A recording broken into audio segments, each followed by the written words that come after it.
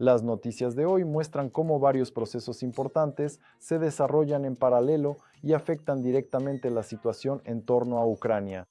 Desde evaluaciones de seguridad en las fronteras hasta declaraciones políticas y decisiones diplomáticas en Europa.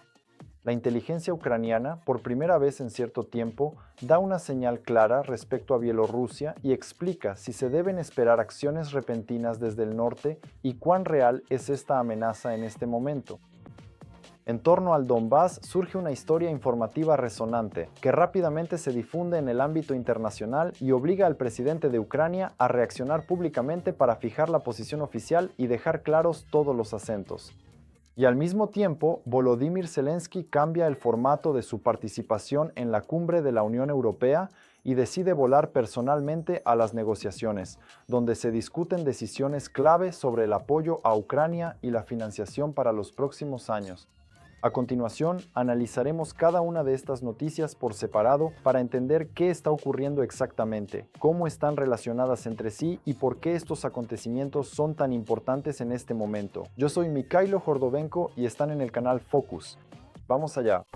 Vale la pena empezar con un tema que, en el contexto de la seguridad ucraniana, sigue siendo uno de los fundamentales desde el inicio de la invasión a gran escala, y es el del Frente Norte y el papel potencial de Bielorrusia como territorio que en el pasado ya fue utilizado para el despliegue de operaciones militares rusas contra Ucrania.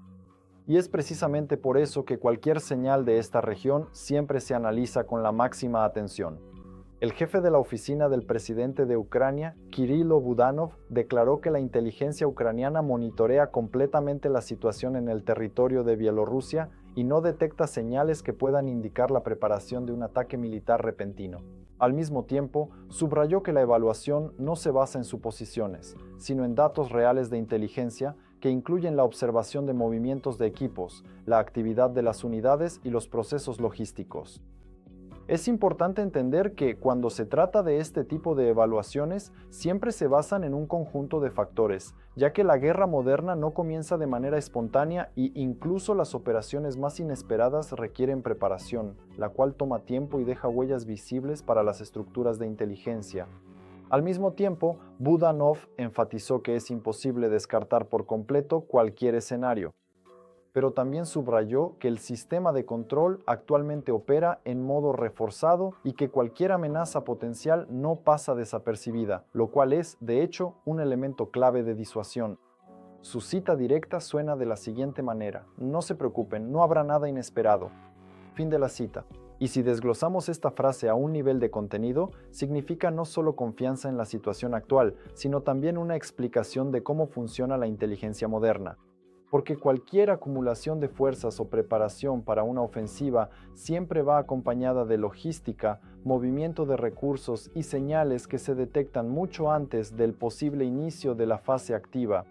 Adicionalmente, la situación también es confirmada por los datos del Servicio Estatal de Fronteras, en particular por su portavoz Andriy Demchenko, quien señala que hasta el momento no se observa ni concentración de tropas cerca de la frontera ucraniana, ni movimientos activos de equipo militar en el territorio de Bielorrusia, lo que podría indicar una preparación para la desescalada. Pero al mismo tiempo, el punto clave es que la ausencia de una amenaza directa hoy no significa la ausencia de riesgo en general, ya que Bielorrusia sigue siendo aliada de Rusia y su territorio potencialmente puede ser utilizado con fines militares en el futuro. Y es precisamente por eso que la inteligencia ucraniana continúa trabajando en modo de vigilancia constante. Si resumimos este bloque, se puede decir que la situación está controlada, pero no cerrada. Y precisamente esta es la lógica básica de la seguridad en las condiciones actuales. La segunda noticia ya no se refiere tanto al ámbito militar, sino más bien al plano informativo y diplomático, donde cualquier idea, incluso la más hipotética, puede convertirse en parte del discurso público e influir en la percepción del proceso de negociación. El presidente de Ucrania, Volodymyr Zelensky, se vio obligado a comentar públicamente la publicación de The New York Times, en la que se hablaba sobre la supuesta discusión de la idea de renombrar el Donbass en un formato simbólico que en los medios fue presentado como Doniland. Y aunque esta información no está confirmada por documentos oficiales de negociación, de todos modos provocó la necesidad de una reacción clara. Zelensky declaró directamente que durante cualquier negociación se utiliza exclusivamente la terminología oficial que se refiere a las regiones de Donetsk y Lugansk, y que no se han discutido nombres alternativos ni formulaciones simbólicas, lo cual subrayó como una posición de principio del Estado.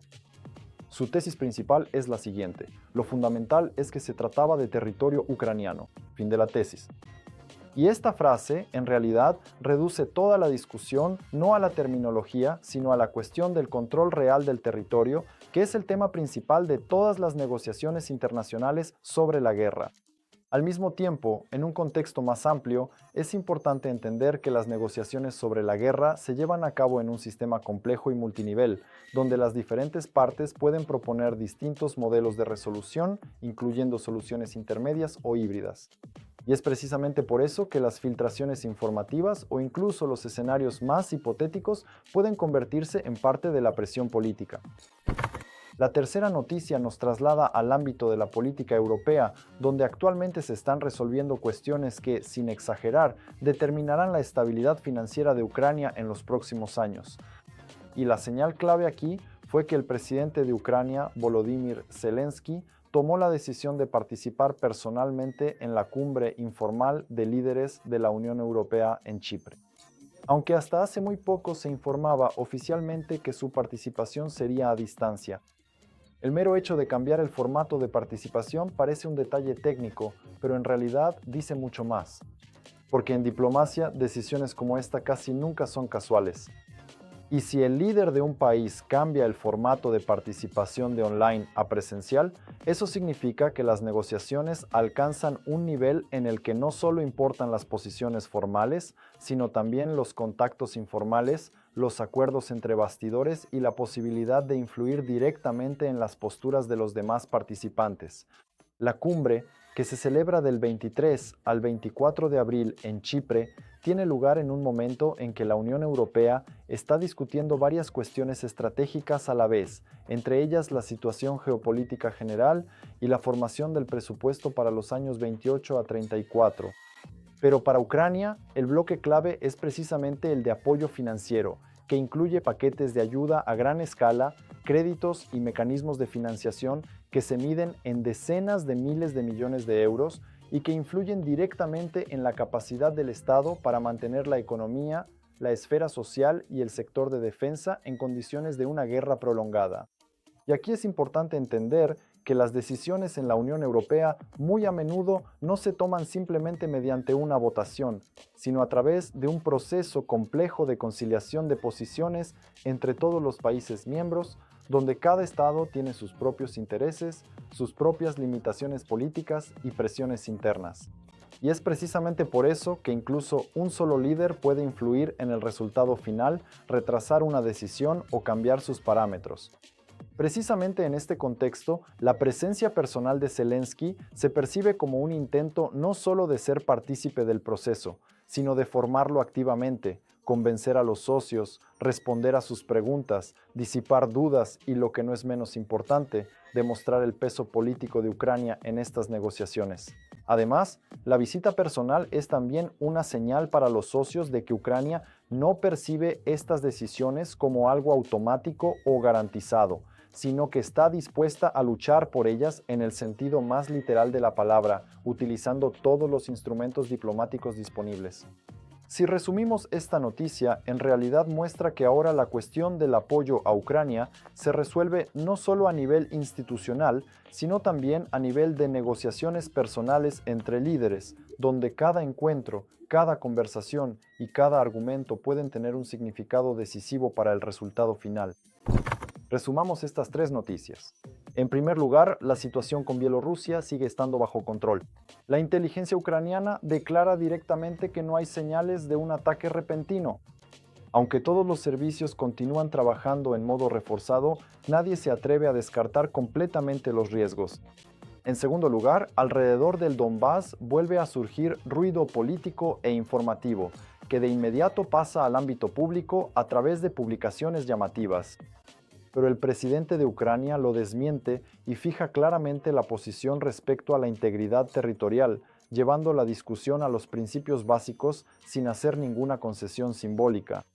Y, En tercer lugar, el viaje de Zelensky a la cumbre de la UE en Chipre demuestra que las decisiones clave sobre el apoyo a Ucrania, en particular las financieras y políticas, ahora se toman exclusivamente a través de negociaciones personales y contactos directos con los líderes europeos, y no de manera formal o a distancia. Es decir, vemos simultáneamente tres procesos: el control de seguridad en las fronteras, la presión informativa y política en torno a la guerra y la diplomacia activa en Europa, que influyen directamente unos en otros. Comparta su opinión en los comentarios. Es importante para nosotros conocer su valoración de estas situaciones y no olvide seguir con el canal Focus. Habrá aún más análisis y desgloses próximamente.